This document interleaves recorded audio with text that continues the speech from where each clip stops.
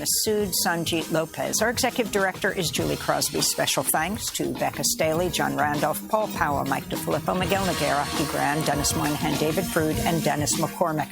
Make sure to tune into our segments through the week leading up to the 20th anniversary of the U.S. invasion of Iraq. I'm Amy Goodman with Juan Gonzalez.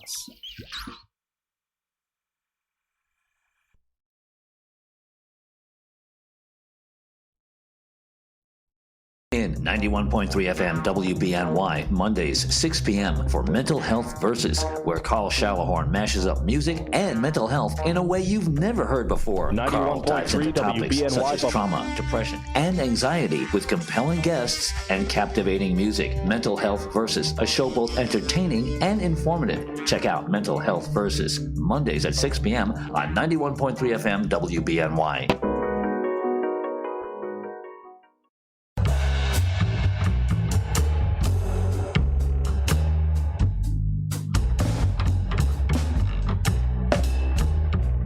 There's one word for the House Republican plan, and it's default, because that's what it is. This idea of prioritizing payments is just default by another name. And so hopefully House Republicans move off this proposal, because it would be a disaster for the American economy, and it would lead the United States into default, which we cannot risk. You know, I think that our producer, James Braun, he must have been reading my script, because I went right to that same quote in part of what we're going to be talking about this morning. But this is L. Nathan Hare. Welcome to our broadcast, focused on providing you insight into events shaping our national and regional world and the facts behind those events and policies that are shaping our world for today and for tomorrow. Join us weekly on Mondays, Wednesdays, and Fridays from 9 a.m. to 10 a.m. following the Goodman's Democracy Now! Program.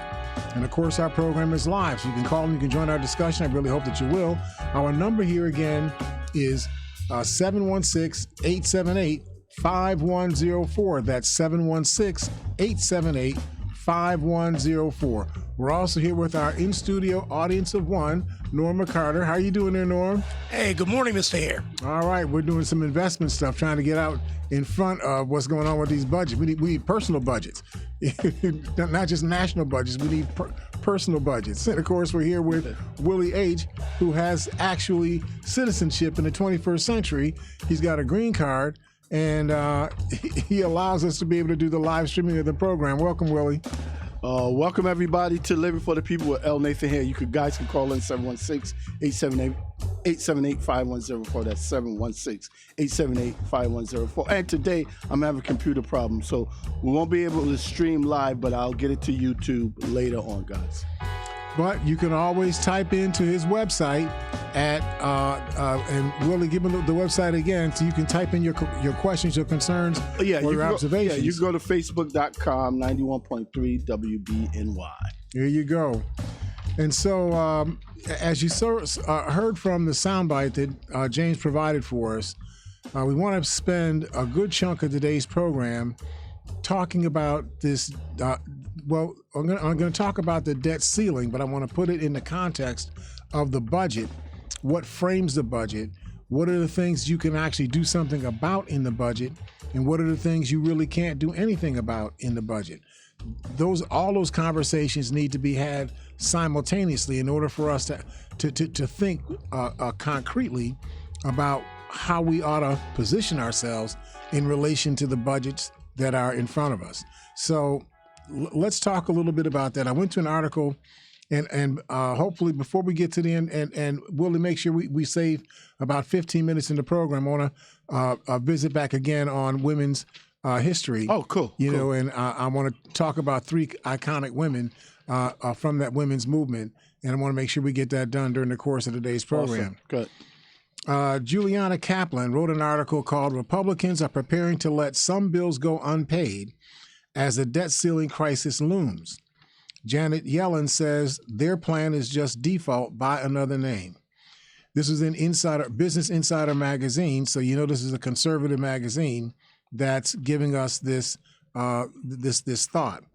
But Treasury Secretary Janet Yellen has been talking about the Republicans' ideation of selectively paying off some debts and not paying others.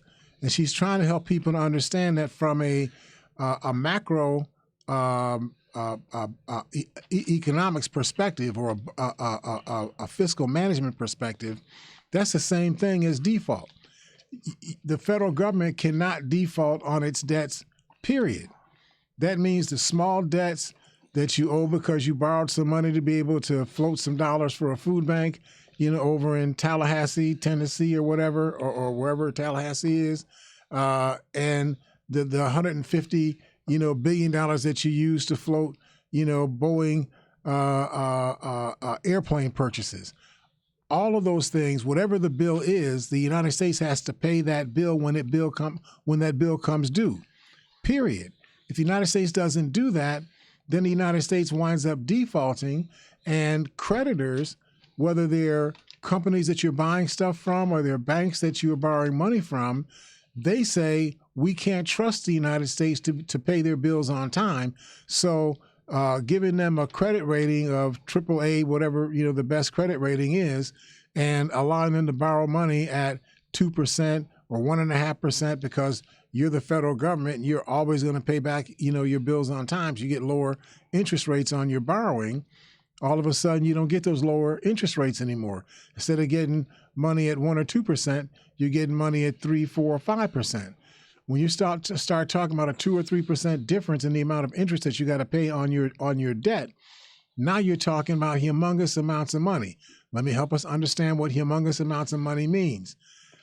The budget for the United States is roughly $4.1 trillion. And don't even try to figure out what $4.1 trillion is. It's just an awful lot of money. But 3% of $4.1 trillion is $120 plus billion. That's just on the increasing the interest that you end up having to pay on your borrowing. You didn't buy anything more. You didn't make anything more. You don't have any more value. You just essentially liquidate $123 billion of the public treasury for nothing other than excess interest rates. That's what happens when you don't pay your bills. So when you hear people making these assertions that, we can prioritize, what we'll pay today and what we won't pay tomorrow, and, we can argue about what we're going to pay tomorrow, it doesn't work like that. Everything that you already bought, you have to pay for. Now, I want to help you a little bit, Norm, because you're a citizen. I want you to try to help other citizens understand this, right? All righty, sir. If you all recall, back in, I believe it was in December, we had a deal struck between Biden and the Republican, at that point, the House was still in Democratic hands, but we got the Republicans to go along with this deal with Mitch McConnell went along with this deal. So it was something that was able to get past the filibuster. So they had to get Republican buy-in. And what they did is they passed a spending plan for the budget that ends September 30th of this year. So everything from October 1 of last year to September 30th of this year is in that budget plan.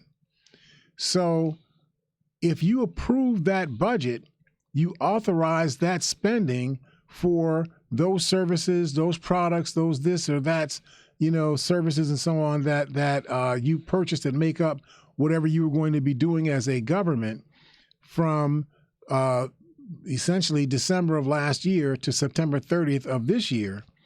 You bought that. You already bought that. So part of the debt ceiling is paying the cost of those costs, right? I mean, that's what the debt ceiling is about. Yes, sir. So if interest rates go up, which they've gone up because we purposely pumped up interest rates, right? In order, I know you all, I've been talking about this for quite a while, that, you trusted Jerome Powell, the chair of the Federal Reserve Board, that he was doing right by jacking up interest rates to slow down the economy and thereby reduce inflation, which I think I made this as clear as I can. That's a nutsy, nonsensical thing, to do. You're doing nothing but hurting the low-income people. Right. Because who gets hurt the most? The people that were buying houses that were, $700,000, $800,000, $900,000 purchase houses. If they decide, well, man, I can't afford that 5% interest rate, I'll just stay in my $500,000 house, until interest rates come down. They're not getting hurt. They may be annoyed, but they're not getting hurt. That's right. When the price of lettuce goes from $1.79 a head to $2.79 a head, those people that were buying those $500,000, they're already living in those $500,000 houses, they're annoyed, but they're not getting hurt. Yeah, no problem. Who's getting hurt? The people that are making, $10 an hour, $15 an hour, $20 an hour, $25 an hour, when they got to pay $2.79 as opposed to $1.79 for a head of lettuce, that means something to them. Yeah. Right? And so what Jerome Powell has done is jacked up the prices that people are ultimately paying for retail goods, jacking up those prices because those companies that provide those retail goods and services are paying higher rates of interest to borrow. Why are they paying higher interest rates to borrow? Because most companies don't have all of the money that they're going to need to buy product for a month. They don't have all of that money in hand right now. They may have that equity someplace, but they don't have that money in their hand as liquid money, right now. Yes, sir. They go to a bank and they say for a month, they borrow $100,000 to float their product for a month at a grocery store. Then they expect to sell $100,000 worth of product for more than $100,000, maybe for $110,000, and then go out the next month and borrow another $100,000 for the product they're going to sell for next month. That's how the business model works. So if you raise the price of money, raising the interest rates 2 or 3%, that company that was borrowing $100,000 a month now has to borrow $102,000 a month, right? And then they have to pay the interest on that additional $2,000 a month. And they pass that on to their customers. They don't eat that cost. Right. They pass it on to their customers. So the customers are who? They're the people that are getting SNAP, food stamp benefits. They're the people that are getting fixed income, veterans and retirees, and so on. People that are living off of just Social Security, as their primary, source of income. Those are the people that are getting hurt, right? And it's just insane to me. The media in this country, if it were up to me, I would fire most of the media in this country. I just fire them. Because you can't tell me that you're not smart enough to know that what I'm saying to you is the truth.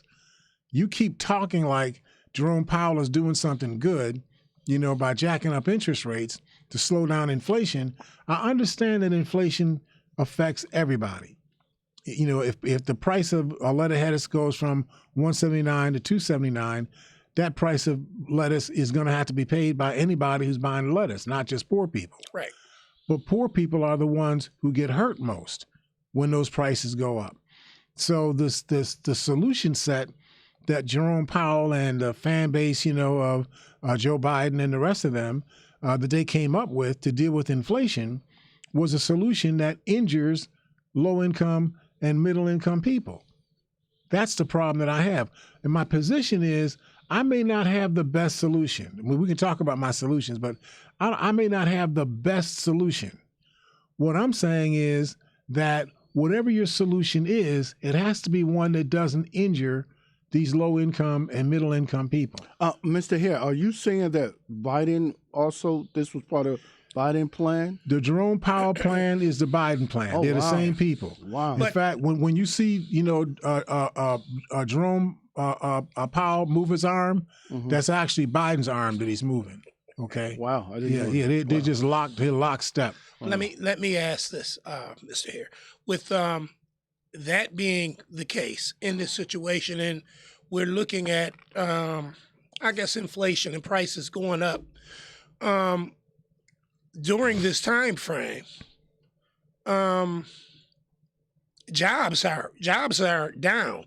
Everybody's working. Well, what's happening now is you have high employment. We're down at 3.4% right now. So what Jerome Powell wants to do is to make the cost of borrowing go up so high that companies can't afford to borrow, that some level of companies can't borrow, and it's going to be the lower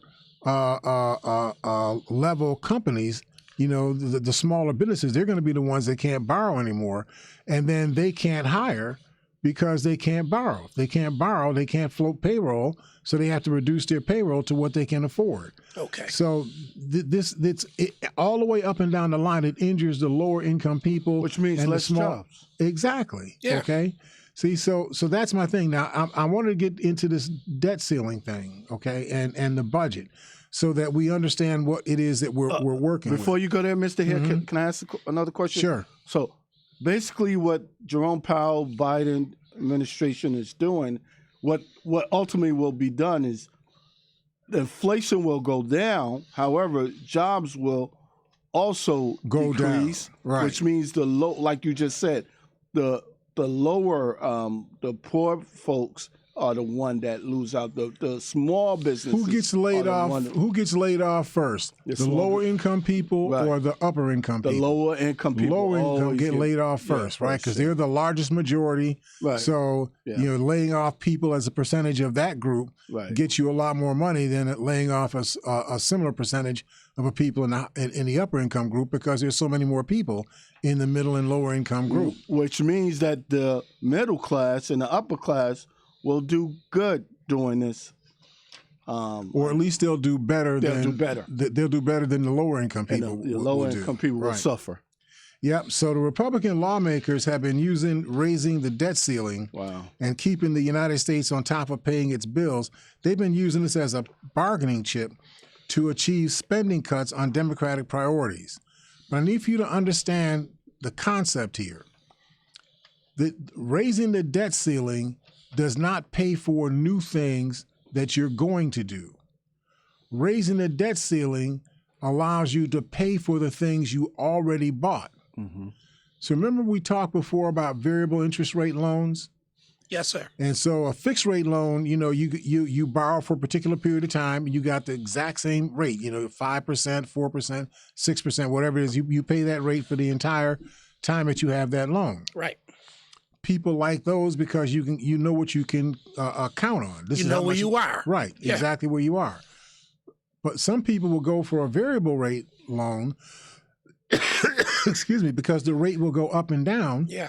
And there may be some periods where the rate goes lower than the rate that you were paying when you originally got the loan. As we were talking about the other day, you might start at let's say a 4% rate loan, which is fixed, and you're comfortable there.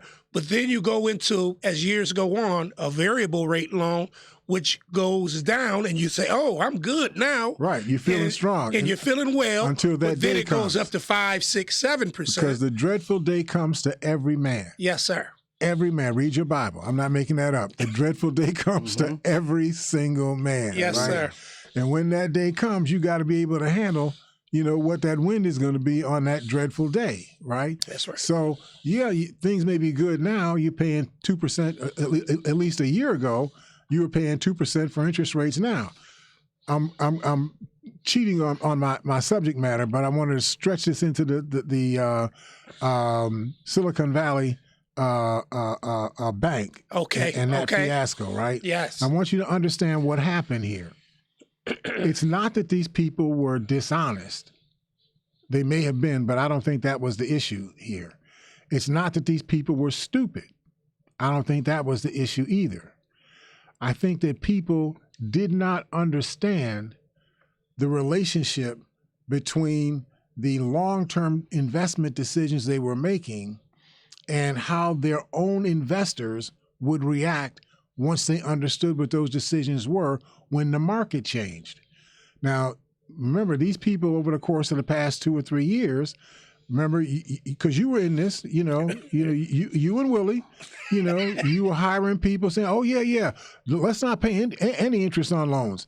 Let's have the interest rate be 1/4, 1%. Pay people to take a loan." Y'all were doing that. We talked about it on this program. Y'all were doing that, right? And you thought that was cool. And I told you that a day is going to come when this is not going to be cool anymore. these interest rates are not going to stay rock bottom forever. Yeah. They're going to float. They're fluctuating. But in the time period, for Silicon Valley Bank, say, 3 years ago, 2 years ago, 1 year ago, interest rates were real low. So they were taking their money that's on deposit, from customers who deposit their money at the bank. And these are big time customers. These are not people like, folks that are doing $3,000, $4,000 worth of savings a month. These are people that are doing $400,000, $500,000 worth of savings every single month, sometimes every week. They're putting money in their accounts. Mr. Hare, just wondering, is this pretty much the reason why banks exist and why they make so much money? Because they make money on your money. They're right. Remember, banks are the same equivalent. The word bank is a 4-letter word. And, there's a relationship between 4-letter words and how you feel about them, right? Okay. I got a 3-letter word for them. I call them pimps, right?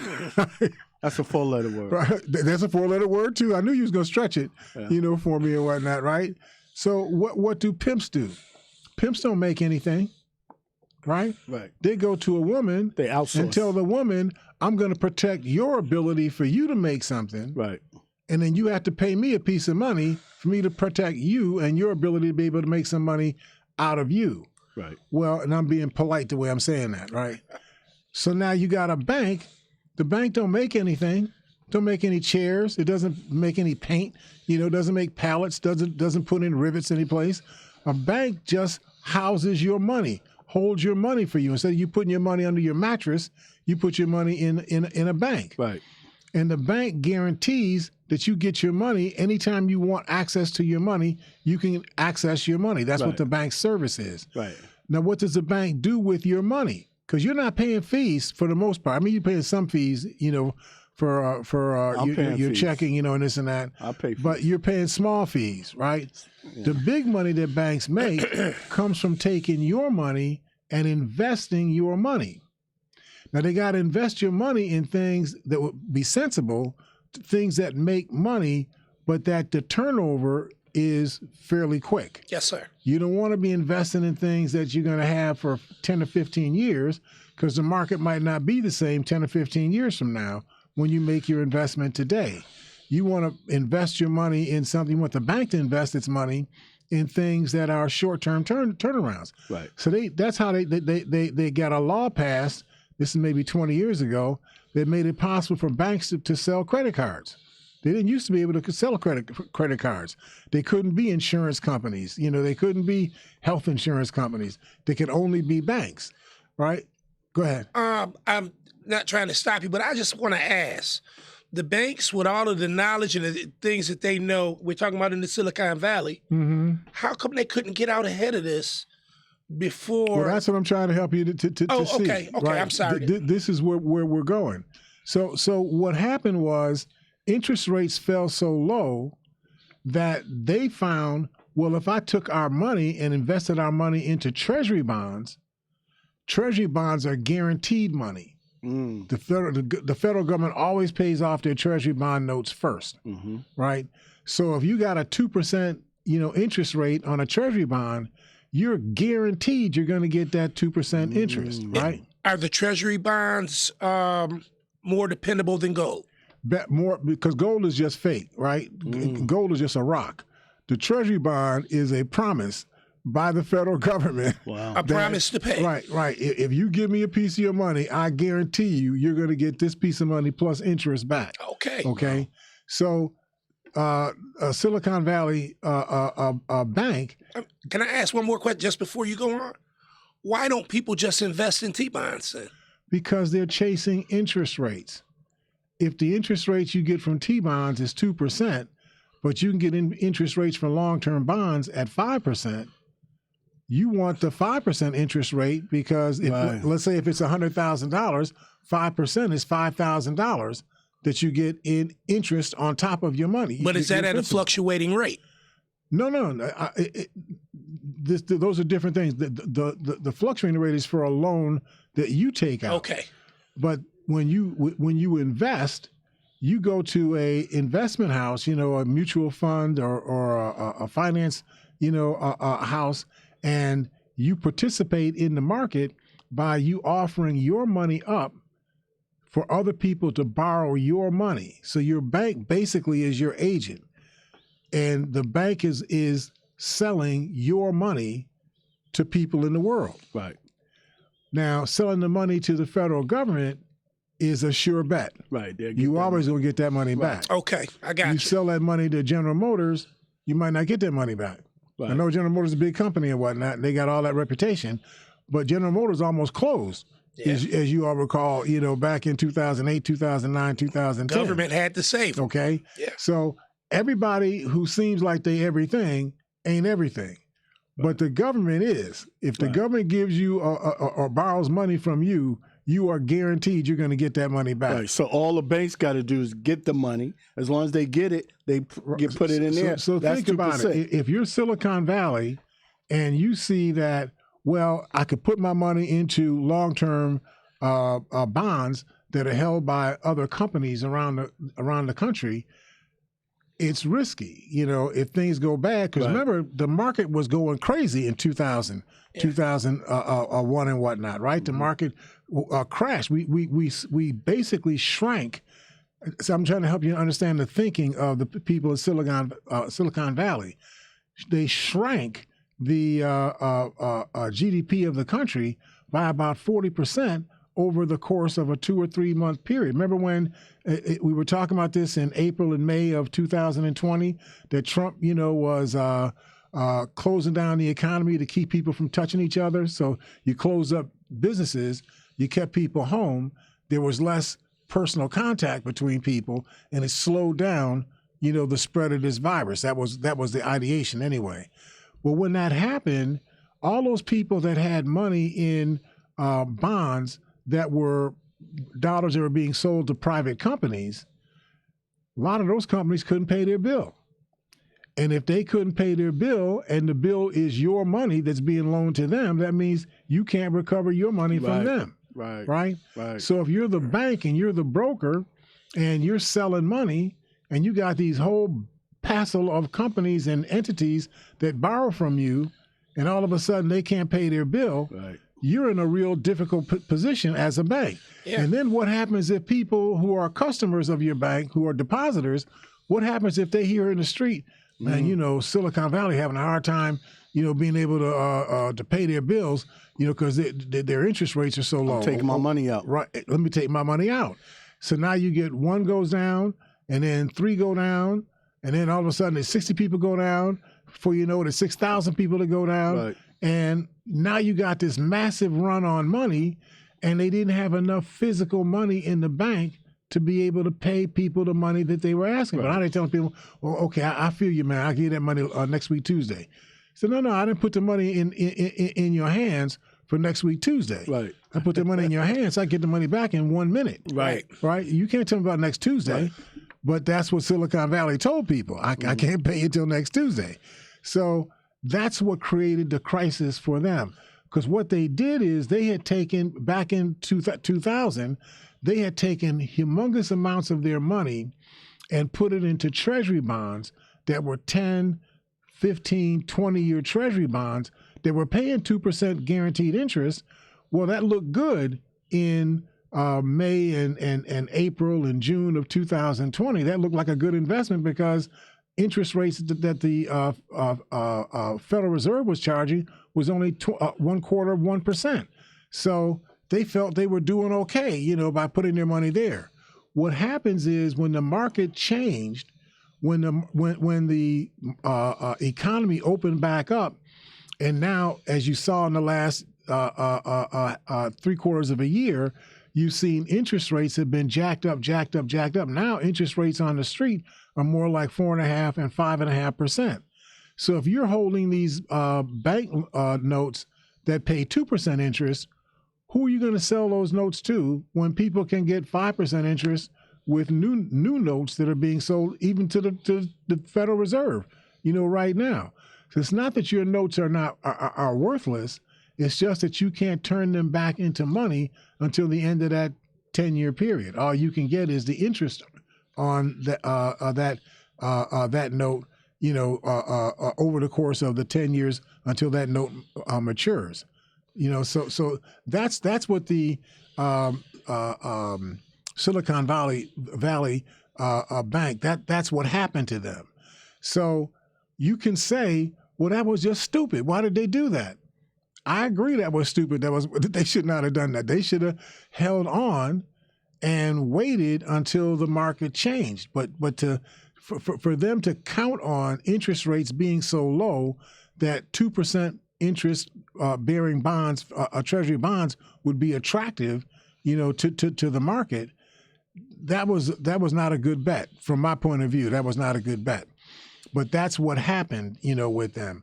Because remember, banks have to keep a certain amount of money, physical money, either in their hands or that they can access, within like hours. Yeah. They have to have a certain amount of money that's physically in their hand so that they can meet the demands of depositors. Right. So if you're going to pay your car note, you're going to give money to Aunt Susie, you go to your bank account, you don't expect there to be any drama. You go to your bank account and within an instant, you got your money. You got your money. Right?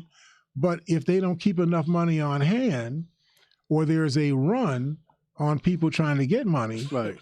don't let people find out that you can't pay them right now. That's right. Because you and that bank are about to become strangers. Okay, Yeah, that's right. There's going to be no love between y'all at all, when that occurs. So that's what happened with Silicon Valley. So when we get to the other side of the break, I really want to try to get into this debt ceiling thing and explain, what's going on here. So we know where we're at. And I need to spend about 15 minutes, on women's history. So if you all, if we're making sense, hopefully we're making some sense to you. We look forward to talking to you all on the other side of the break here at Living for the People at 91.3 FM, WBNY. See you all then.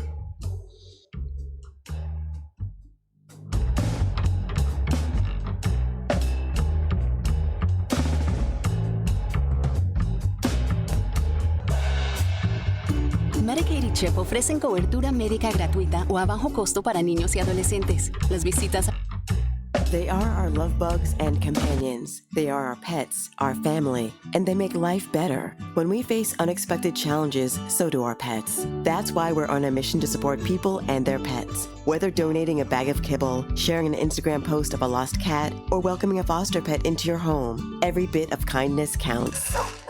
Visit petsandpeopletogether.org to learn how to be a helper in your community. Brought to you by Maddie's Fund, the Humane Society of the United States, and the Ad Council. 91.3 FM WBNY is proud to present Democracy Now! With Amy Goodman. Welcome to Democracy Now! Award-winning investigative journalism. Is the NRA imploding? Providing relevant analysis that makes you think. Secret State Department documents, including evidence of U.S. war crimes. Fact-finding reports you will not hear elsewhere. Democracy Now! Airs Monday through Friday, 8 a.m. on 91.3 FM, WBNY, Buffalo. Tune in 91.3 FM WBNY Mondays 6 p.m. for Mental Health Versus, where Carl Schallahorn mashes up music and mental health in a way you've never heard before. Carl dives into topics such as trauma, depression, and anxiety with compelling guests and captivating music. Mental Health Versus, a show both entertaining and informative. Check out Mental Health Versus Mondays at 6 p.m. on 91.3 FM WBNY. All right, welcome back to Living for the People. This is L. Nathan Hare, your host. We're here with Norm Carter, who's our in-studio audience of one. Okay, welcome back, Norm. And with Willie H., who is our permanent resident of the 21st century. And he does the live streaming and all the technology stuff that makes these programs possible. Welcome, Willie. Welcome, everybody, to Living for the People with L. Nathan Hare. So I want to talk a little bit about where we're going with this debt ceiling thing and what's being proposed. So the one idea I was trying to get you to get your arms around is the idea that the Republicans are proposing called debt prioritization. You notice how people invent new words and whatnot, when they're trying to sell you something that really is shaking and baking. So now they're telling you about debt prioritization.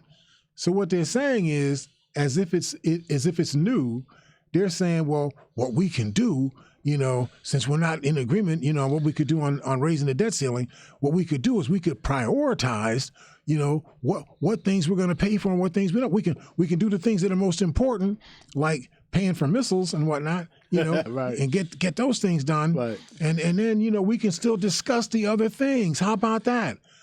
Well, that's the same conversations you were having when you were talking about, cutting non-discretionary expenditures by 25%, with just a meat cleaver. That's the same thing. Right? Just because you put a lipstick on it, it don't stop being a pig. A pig is a pig. Right. That's right. And so that's what the Republicans are offering. I need for you to understand that it sounds good because you're not thinking about it in the sense of the United States being a business. The business of the United States is the governance of the United States.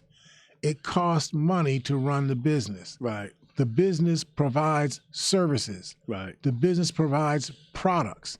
The business provides protection. The business provides health care. The business does a whole range of things that cost money.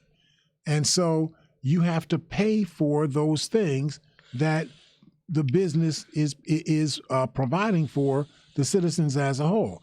We use something called taxes, as the way to pay for it.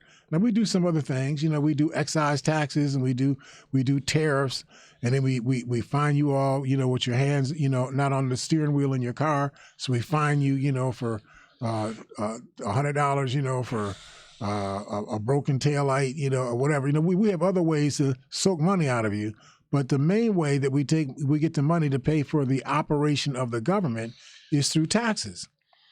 So when you hear people talking about prioritizing expenses, what they're really telling you is we're not going to pay all of our bills. We're going to pick which bills we're going to pay and pay those first, and then we're going to starve the rest of the government because we won't pay those bills until we feel like it. So everything that can't stand up because it doesn't have enough cash flow to keep going will all crash and stop. And that's going to be the way that they'll close down parts of government and save money. Go ahead. So, Mr. Hare, basically what they're saying is we want control over the money. We want to be able to control exactly what goes out, what we don't pay for, what we pay for. That's basically what they're saying. Well, partially that, but there is an ideology in it. It's just that the ideology only works when there's a Democratic president. When the Republican presidents exist, then there's no debt ceiling. Whatever you need, you get, right? Hey, Mr. Hare, I was wondering if you don't mind. We went over this before, but you gave me I took some notes, and this is on the debt ceiling, and it goes back to 2001, when I guess when we were going through that period of time. Right. Yeah, it was pretty rough. Our budget was $331 billion for defense. Well, that was. I guess that was for defense. That was the defense budget. Right. Yeah, and then 2003 we were looking at $440 billion. Now remember, I just want you to understand something. In 2001, something happened that caused us to raise the amount of money that we put up for defense. That was when those two planes ran into the world. Remember, the World Trade Center used to be flying up in the air. Yes, sir. We have the new World Trade Center. It flies in the air, and it bumped into these planes, in the air and whatnot, right? Like the Russians bumped into. Never mind the drone and whatnot. That's another story. But the point is that we had that major issue, which caused us to become much more conscious about our defense, and we muscled up. Right. So that we could do something about what happened to us. And the first thing we muscled up for was to go into Afghanistan and beat up everybody in Afghanistan for something that some Saudi Arabians did who were renting some land in Afghanistan. I hate to be a devil advocate again, but afterwards I found out that, or at least I got some information that the U.S. knew about the two planes coming. They were kind of warned. somebody in U.S., but somebody dropped the ball. Part of me thinks that maybe they wanted that to happen so that that will be an excuse for them to get money to propaganda to pump up the military. I don't think that's true. I think that's another one of those rumors, that conspiracy theories that people talk about. You don't think somebody in the U.S. knew that? Well, when they say somebody knew, somebody saw the planes flying over Pennsylvania or flying over New York State or flying out of Boston, where these planes came from. Mm-hmm. Somebody saw that.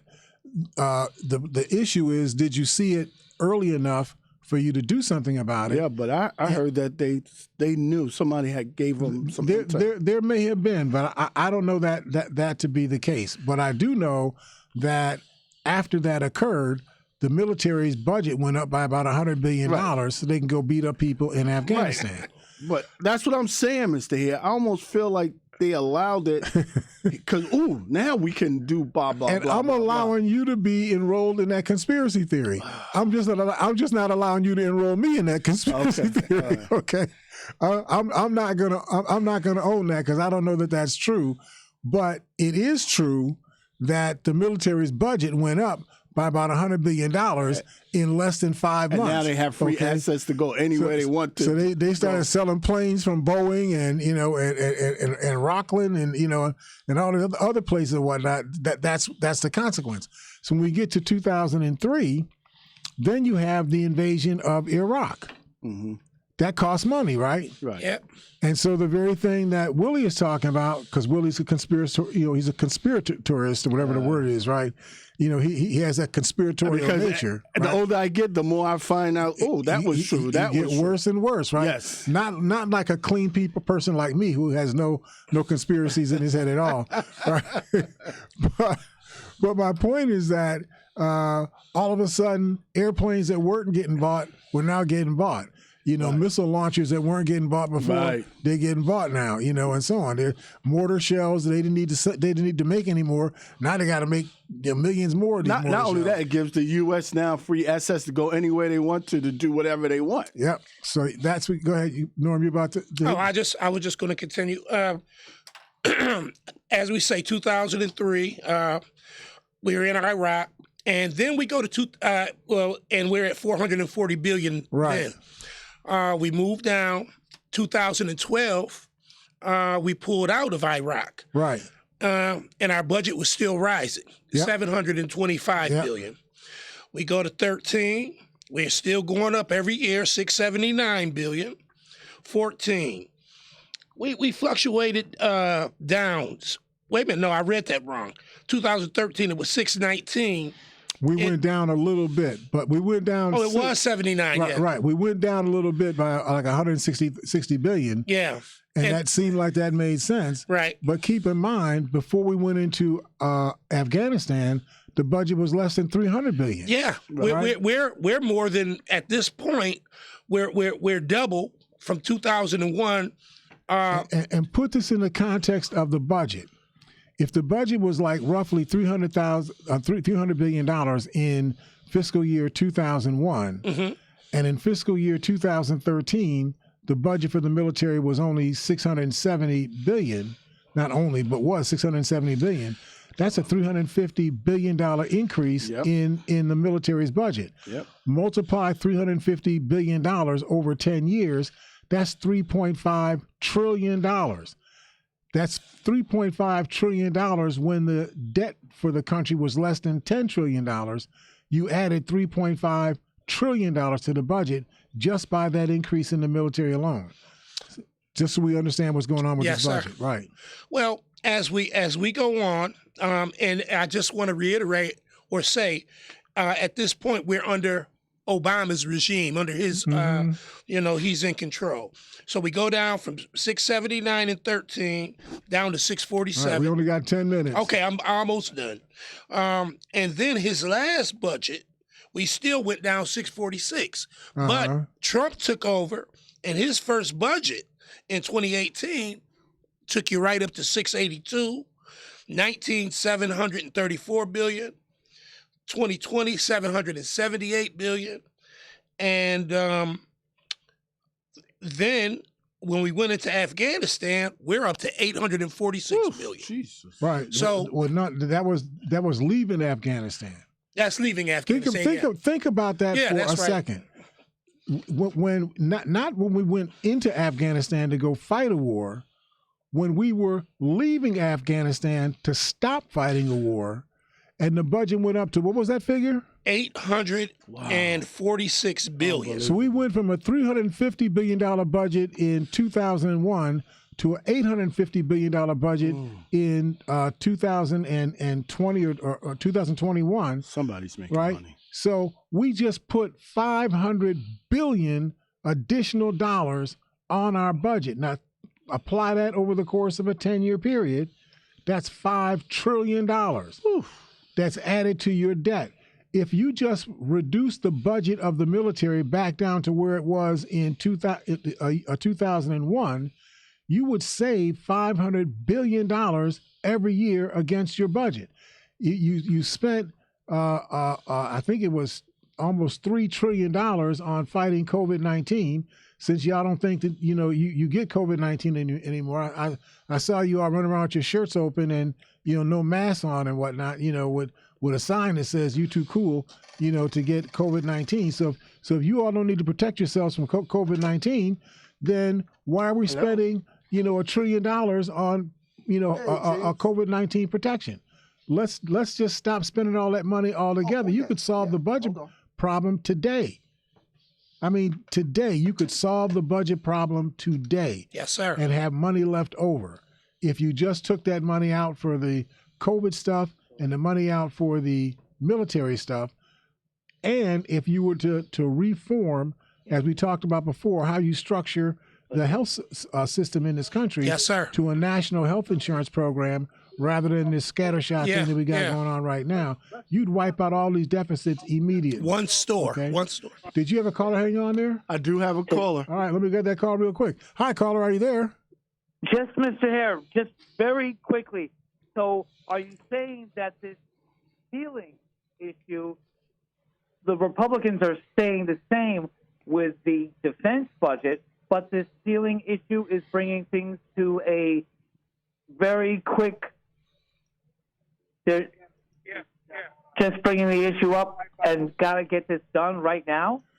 The Republicans are saying that they're willing to raise the debt ceiling enough to pay for the things they want to pay for, which is military and what else do the Republicans want to pay for? Oh, yeah, spending, reducing taxes. So we have a budget crisis, and the Republicans want to continue to increase the amount of money they spend on the military, and simultaneously they want to reduce taxes even more than they already have done in reduction. But then also reduce monies for health care and Social Security? The Republicans don't want to pay any money for health care and for Social Security. They don't want to pay for Medicare. They don't want to pay for Social Security. They don't want to pay for Medicaid. They don't want to pay for roads. They don't want to pay for climate change. They don't want to pay. They don't even want to take care of Ukraine. The Republicans said let Ukraine take care of itself. That's not our problem. That's not me saying that now. That's Matt Gaetz and Marjorie Taylor Greene and all of them, right? So again, social programs are not high on the Republican list, and of course, classically speaking, social programs are not on the Republicans' list at all. Right. They're just not on the Republicans' list at all. And the feeling that maybe bringing this to a quick head. The Republicans literally have offered two proposals. One is to take the mandatory part of the budget and the military, give additional money to the military, another $100 billion to the military, and then everything else that's in the budget, cut it by 25% across the board, and let the people that are in those parts of the government figure out how to spend the money that's left. That was their first proposal. Their second proposal is, well, you all keep whining about that. You don't like what we're saying, so we'll go another way. How about we prioritize? We'll do debt prioritization. And our priorities will be, you got to take care of defense. You You got to take care of the mandatory parts of the budget, and whatever's left, you all figure out what you can pay for with whatever money's left. Figure it out, and whatever you all say you want to do, we'll go along with it. Well, that's just crazy. That's just insane. That means the SNAP program is going to go. That means the heating, energy, and assistance program is going to go. It's going to mean that most of Medicaid is going to go. I mean, because there's nothing left in the budget to cut except cutting those things, right? They act like the discretionary part of the budget is buying paintings that you can hang up, in a national museum someplace. That's not that's not what discretionary budget is for. It's only called discretionary because you don't know exactly how much of those expenditures you're going to have during the course of a year, because they're reactive expenditures. When there's a disaster, then you have to do something about the disaster. If there's no disaster, you're not spending any money for it. So it's a discretionary cost. Right. Go ahead. Right. While maintaining a relatively high defense budget. Yeah, they want to add another $100 billion to the defense budget on top of the $850 billion that they've got in the defense budget right now. They want to make that 950. Thanks, Mr. Hare. I appreciate it. All right. Thanks, James. I appreciate you. Mr. Hare, before you go, let me just ask one quick question. Okay. Is our defense intact, utilizing the monies that we have paid since 2001 and the way it fluctuated and it constantly went up? It would seem that we would basically be really, really strong. We spent all of this money on defense, and now we're going to add even more to defense. See, remember, what do they spend the money on? It would be different if we went from having a 2 million person standing army to a 3 million person standing army. You would know what your cost escalators were. You know what makes up that increase in your cost. Right. But you don't see that. We have the same standing army now that we had 10 years ago. So what is making up this additional $500 billion that we're spending in our budget? Well, Rockwell Industries says, I got a brand new missile launcher. It's the greatest thing since Hindu gym shoes. And I'll sell it to you for $1 billion, each.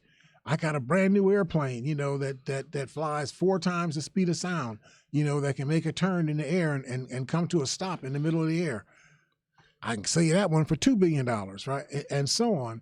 It's the military comes up with all the military industrial complex, not the military. Right. The industry that serves the military. Right.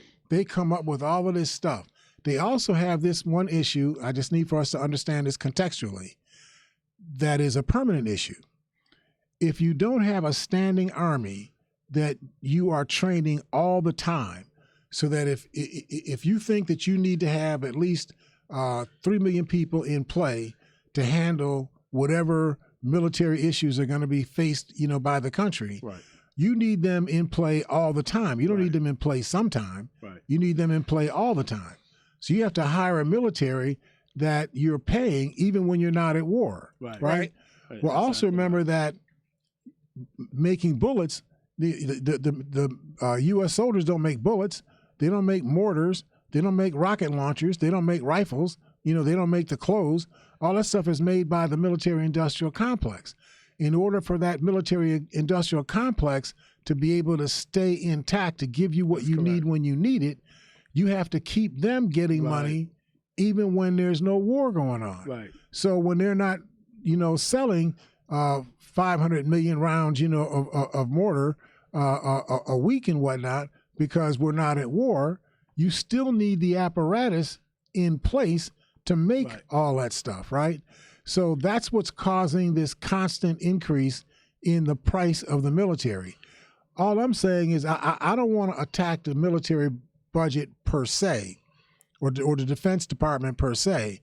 What I'm saying is that we need to have a different kind of conversation about the Defense Department, about our tactics, about how it is that we prepare ourselves to be able to defend ourselves whenever we need to defend ourselves. How do we ensure that our capability is always there at the ready? How does that get done? And we're not having that conversation. We're having stupid conversations. If Paul Gosar is the person that you're talking to, you should hang the phone up. If he's in the room, kick him out of the room. You can't talk to me because you're too stupid to talk to me. You can't allow people, when you got real money on the table, you can't have stupid people in the room. They got to go in another room, go to the tea room, or go to the bathroom, or someplace. They can't be in the same room with you. That's right. Marjorie Taylor Greene is just not smart enough to be in the same room when you're talking about real stuff. When you're talking about fanciful stuff, stupid stuff, you can let her be in that room. But when you're talking about real stuff, when there's real money and real lives on the table, you can't have her in the room because she's too stupid, right? So I'm saying that we have to have a different conversation. The point that you're making, that I think you're making, is something has to be wrong. If when you were not at war, you were spending less than $300 billion a year for the defense of the country, and 12 years, 15 years later, you're spending $600 billion a year more than you were spending earlier, something has to be a reason for that, and that needs to be examined. Are we doing the right thing? Okay, so I went past. I'm gonna have to come back on the budget thing, on Friday to tell you what Biden's budget is all about, because y'all were just. I apologize, Mr. You had your own issues and whatnot. But let me just tell you quickly, Ida B. Wells, iconic women played significant roles in the fight for women's constitutional rights and for their liberation from gender-based roles in their social and community lives. Ida B. Wells was one of those. She's an African-American journalist and educator. She was also an early civil rights leader. She was one of the founding members of the National Association for the Advancement of Colored People. Similarly to Sojourner Truth that we talked about on Monday, she was born into slavery. She was later freed by the Emancipation Proclamation. I don't think that's true. I think that she was convinced she was freed by the Emancipation Proclamation. That really didn't free her because Lincoln didn't have any authority over the Confederacy. That was a different country. But that's another issue altogether. We'll talk about that another day. She spent most of her life working as a teacher and investigative reporter, documenting lynching and racial violence in the United States during the late 1800s and the early 1900s. She even traveled internationally, exposing others to what was going on in the United States, even if she was shunned and ignored by people in the United States. Another woman is Frida Kahlo. She was born in Coyoacan, Mexico, in 1907. She used her art to express taboo subjects around women. Now, it used to be that women always had to have like the bustles, dresses and whatnot. Yeah. Like wide. Like fake butts. There was no real butt in there and whatnot, right? And but they had to be pristine. Everything had to be, buttoned up, and so on, right? Well, she didn't play it like that, right? She was more expository, and I'm trying to be nice. She said the artist used her work to portray taboo subjects such as abortion, miscarriages, birth, even breastfeeding. She would do paintings that showed a woman breastfeeding. She also opened up a conversation about these topics. She also was an openly bisexual woman and made no excuses or apologies about her sexual preferences. What was interesting is what year was she in? She was born in 1907. Okay. Wow. She died in 1954. And what was interesting is she had a husband. Wow.